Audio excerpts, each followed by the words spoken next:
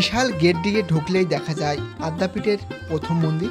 আর ওপরে দেখো তিনটে রত্ন আছে, ছোট বড় তিনটে পরপর সাজানো আছে উপরে, ভীষণ সুন্দর লাগছে এটা।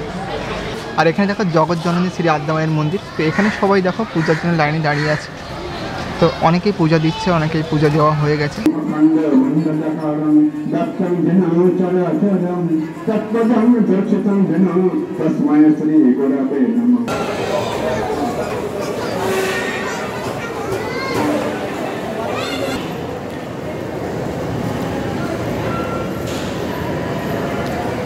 মন্দির নগরীতে তোমাদের সকলকে স্বাগত। আর এই পর্বে আমি বিভিন্ন জায়গার মন্দিরের দৃশ্য আমি তোমার তুলে ধরি। আশা করি তোমাদের ভিডিওটা ভালো লাগবে। আজ চলে এসেছি দক্ষিণেশ্বর মন্দিরের খুবই কাছে। অনেকেই দক্ষিণেশ্বরে পূজা দিতে এসেই এই মন্দিরে প্রসাদ পেয়ে যায়। আর আমি আছি আদ্যাপীঠ। আজ আমার গন্তব্যস্থান আদ্যাপীঠ। আদ্যাপীঠের আদ্যামা কিন্তু কারো হাতে তৈরি না। এই কোষ্ঠী পাথরের অপরূপ মূর্তিটি অন্নদা ঠাকুরের স্বপ্নে আদেশে এক ঝিল থেকে পাওয়া এই মায়ের মূর্তি। এই মূর্তির উচ্চতা 18 ইঞ্চি। এখানে কিন্তু মায়ের পূজার নিয়ম মেনে হয় না। মায়ের বলা আদ্যশ্রুত পাঠ করেই কিন্তু মায়ের পূজা করা হয়। তাছাড়াও আমরা জানি ভক্তের জন্য এখানে কিন্তু আদ্যামায়ের মহাভোগ প্রসাদেরও ব্যবস্থা রয়েছে। এই ভোগ প্রসাদের মূল্য কত আর কখন এই ভোগ প্রসাদ দেওয়া হয়, তাছাড়া এই আদ্যাপীঠে খুব সহজে তোমরা কিভাবে আসবে সব কিছু এই ভিডিওতে থাকছে। তোমরা স্কিপ না করে সম্পূর্ণ ভিডিওটা দেখতে থাকো। নতুন নতুন জায়গায় ইনফরমেশন তুলে ধরবো। আশা করি তোমাদের ভালো লাগবে। আর অবশ্যই লাইক করতে ভুলবে না। তো চলো।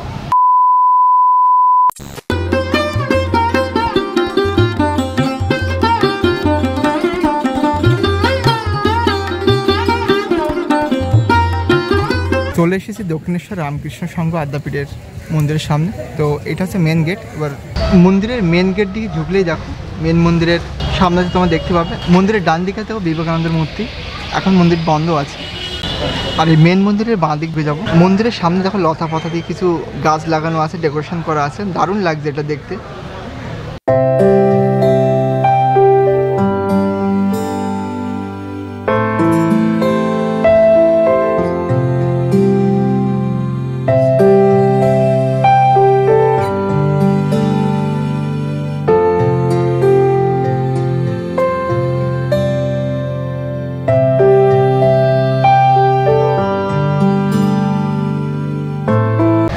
মন্দিরের ডান দিকে গেলেই দেখো জুতো রাখিবার ঘর আর গাড়ি পার্কিং। তো এখানে গাড়ি পার্কিং বা জুতো রাখতে পারবে। তো চলো।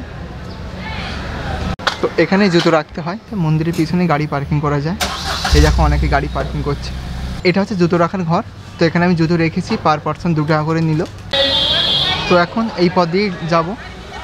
আর দেখো প্রসাদের কুপন কাউন্টার, সেক্রেটারি অফিস বা বুক স্টল, ক্যাশ অফিস এই দিকটা। তো এদিকেই যাবো। তো মেন গেট থেকে তোমরা এই পথ দিয়ে আসবে। দেখে লম্বা একটা হল ঘর আছে। আর এখানে দেখো জগৎজননী শ্রী আদ্যামায়ের মন্দির। তো এখানে সবাই দেখো পূজার জন্য লাইনে দাঁড়িয়ে আছে। তো অনেকেই পূজা দিচ্ছে, অনেকেই পূজা দেওয়া হয়ে গেছে। তো এখানে তোমরা পূজা দিতে পারো। তো এখান থেকে পূজা দিয়ে তোমরা হেঁটে এগিয়ে আসবে। এসে দেখো চাঁদা প্রসাদ বা কুপন পাওয়া যায়। তো এখান থেকে কুপন কেটে নেবে তোমরা। এই কুপন কাটার এই ঘরটা এইটাই। তো এখান থেকে প্রসাদের কুপন কাটতে হয়। এই দেখো প্রসাদের কুপন দেওয়া হয় সকাল 8টা হইতে দুপুর 12টা পর্যন্ত। আর প্রসাদ তোমরা গ্রহণ করবে 11:45 হইতে দুপুর 1টা পর্যন্ত। এই কাউন্টার থেকে প্রসাদের কুপন নিয়ে নিলাম। আর এই হচ্ছে প্রসাদের কুপন। দক্ষিণেশ্বর রামকৃষ্ণ সংঘ আদ্যাপীঠ প্রসাদ আর ভোগ বাবদ 80 টাকা সামান্য পাইলাম। আর এই প্রসাদটা দেবে 11:45 থেকে।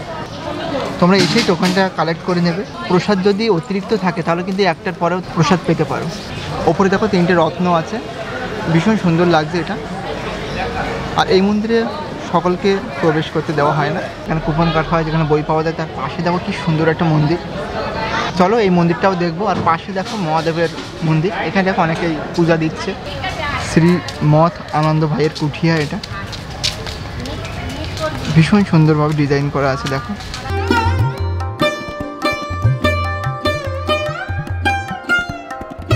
তো সত্যি আদ্যাপীঠটা খুব সুন্দর বা খুব মনোরম একটা পরিবেশ। আর এই পাশেই দেখো একটা শিবলিঙ্গের একটা স্তম্ভ করা আছে, চারিদিকে লাইটিং হয়। রাত্রিবেলা হয়তো ওপর দিয়ে জল পড়ে। তো এখন এটা বন্ধ আছে। তো ভীষণ ভালো লাগছে এটা দেখে। আর পাশে মন্দিরটাও চলো দর্শন করব। আনন্দ ভাইয়ের কুঠিয়ার সামনে আছে একটা শিবলিঙ্গ মন্দির। তো চলো মন্দিরটা একটু দেখি।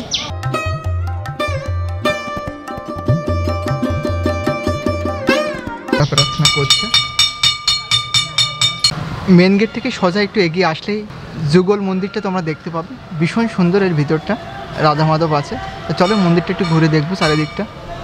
এই রাধা মাধবের যুগল মন্দিরটাই ওপরটা দেখো কি সুন্দর। তো এটা হচ্ছে যুগল মন্দিরের চূড়া, এটা হচ্ছে লাস্ট মন্দির।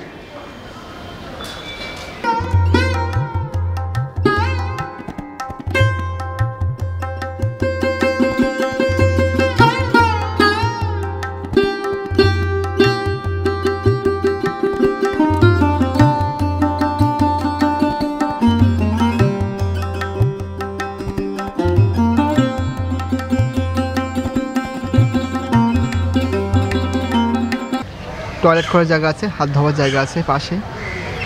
মেন গর্ভগৃহের পিছন সাইডেই দেখো আছে রথ। এখানে প্রতি বছর ধুমধামের সাথে জগন্নাথ দেবের রথযাত্রা হয়। দেখো কি সুন্দর রথটা সাজানো আছে।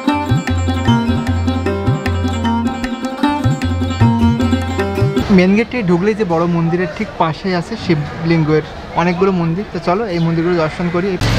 তো এই যে লম্বা লাইনটা আছে, পুরো বিভিন্ন রকম মন্দির আছে এর ভিতরে। এখানে কী কী মন্দির আছে দেখে দর্শন করি।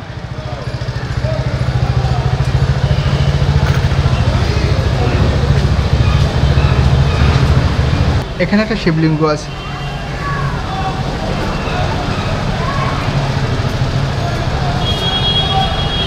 তো এ পাশেও একটা শিবলিঙ্গ আছে, এখানেও একটা শিবলিঙ্গ আছে।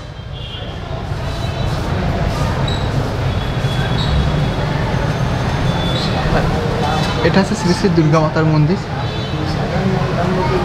দুর্গা মাতার মন্দিরের পাশে আছে এখানে একটা কাশীনাথ শিবলিঙ্গ আছে। এটা তারই পাশে আছে জগন্নাথ দেবের মন্দির। দেখো কি সুন্দর জগন্নাথ দেব। জগন্নাথ বলরাম সুভদ্রা মন্দিরের পাশেই আছে অম্বকেশ্বর একটা শিবলিঙ্গ আছে এখানে। আর তারই পাশে আছে তারা মায়ের মন্দির। তারা মায়ের মন্দির এটা। আর ও মন্দিরের পাশে আছে একটা শিবলিঙ্গ। তো মন্দিরে আমার সবচেয়ে বেশি ভালো লাগলো, মন্দিরের সর্ব উপরে আছে রাধা মাধব, তারপরে আছে আদ্যা মায়ের মূর্তি, তারপরে নিচেই আছে রামকৃষ্ণ পরমহংসদেবের ফটো। তো ভীষণ ভালো লাগলো এটা দেখে আমার। তো তোমরাও একবার এসে এই শান্ত নিরিবিলি পরিবেশ বা সুন্দর এই ভক্তিপূর্ণ একটা জায়গায় তোমরা এসে দর্শন করতে পারো। এটা হচ্ছে স্বপ্নদৃষ্টির আদ্যা মন্দির। সামনে দেখো এটা হচ্ছে আদ্যা মাকে দেখো ধূপ দিয়ে মোমবাতি দিয়ে প্রদীপ দিয়ে দেখো আরতি জানাচ্ছে। প্রতিদিন 10:30টার মেন মন্দির খোলা হয়। প্রায় আধা ঘন্টা ধরে চলে মায়ের আরাধনা ও মায়ের আরতি। তাছাড়াও মায়ের বলা আদ্যস্ত্রোত পাঠ করেই সমাপ্ত হয় দুপুরের পূজা। সেই মুহূর্তটা আমার ভীষণ ভালো লাগলো। মায়ের দেখানো পথে কিন্তু পূজা হয়।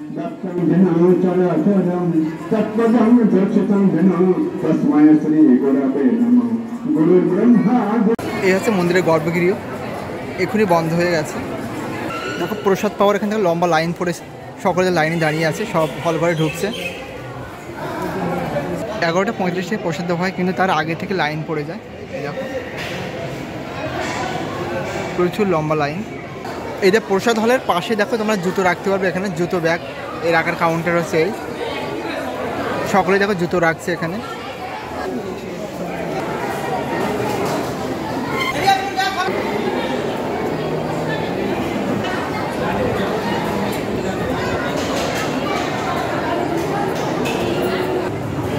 এই মুহূর্তে 400-500 ভক্তবৃন্দ বসে আছে। তো একটু বাদে প্রসাদ দিয়ে যাবে।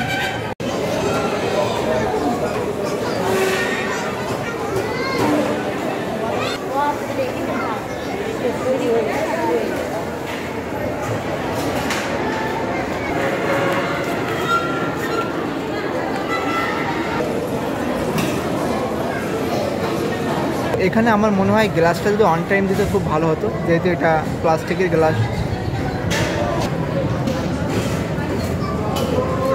প্রথমে দেখো বেগুনি দিল, তো তারপরে দিল কাবলি ছোলার আলু দিয়ে তরকারি।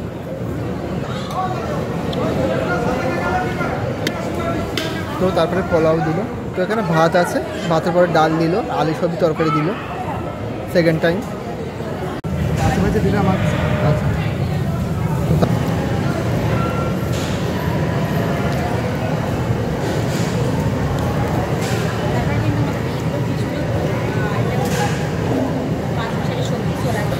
তো তারপরে দিল খিচুড়ি আর 5 মিশালি সবজি ছোলা দেওয়া আছে। তো তারপরে দেওয়া হলো আমের চাটনি আর পায়েস।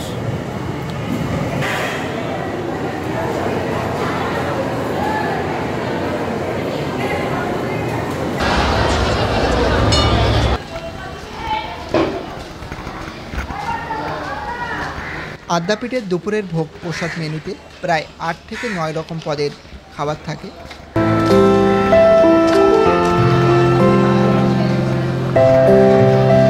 কলকাতায় সর্বত্র কালী মন্দিরের ছড়াছড়ি। প্রতিটি মন্দিরে রয়েছে বিশেষ মাহাত্ম্য। কালী পুজোর সময় বহু মন্দিরে ভিড় জমায় ভক্তরা, বিশেষত কালীঘাট ও দক্ষিণেশ্বরে। কলকাতার পুরনো কালী মন্দিরগুলির অন্যতম আদ্যাপীঠ মন্দির। দক্ষিণেশ্বর মন্দির থেকে কয়েক মিনিট হাঁটা পথেই এই আদ্যাপীঠ মন্দির।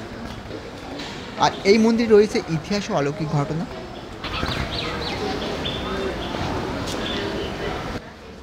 আদ্যাপীঠে খুব সহজে কিভাবে আসবে, আমি শিয়ালদা থেকে ডানকুনি লোকাল ধরে দক্ষিণেশ্বরে নেমেছি।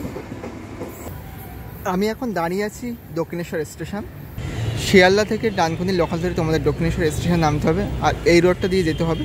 এটা দক্ষিণেশ্বর টিকিট কাউন্টার। তো এই পথ দিয়ে তোমরা আসবে। ওপরে স্টেশন দিয়ে যদি আসো স্কাই ওভার ধরে সোজা তোমাদের এই পথ দিয়ে নামতে হবে। তো এই দিকটা আছে দক্ষিণেশ্বর, আর আমার পিছন দিকটা আছে টিকিট কাউন্টার। আর আমরা এই দিকটা দিয়ে যাবো।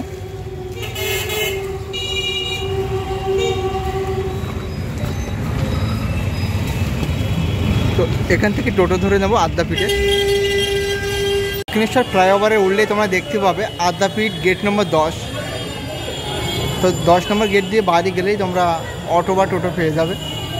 ফ্লাইওভারের 10 নম্বর গেটের সামনে দিয়েই অটোগুলো দাঁড়িয়ে আছে, পুরো আদ্যাপীঠেই যাবে। অটোতে করে আসলে তোমাদের এই মোড়টাতে নামিয়ে দেবে। আর পথে যে ফ্ল্যাট আছে পথিকৃৎ, এখান থেকে এই রাস্তা দিয়ে হেঁটে গেলেই আদ্যাপীঠ পড়বে।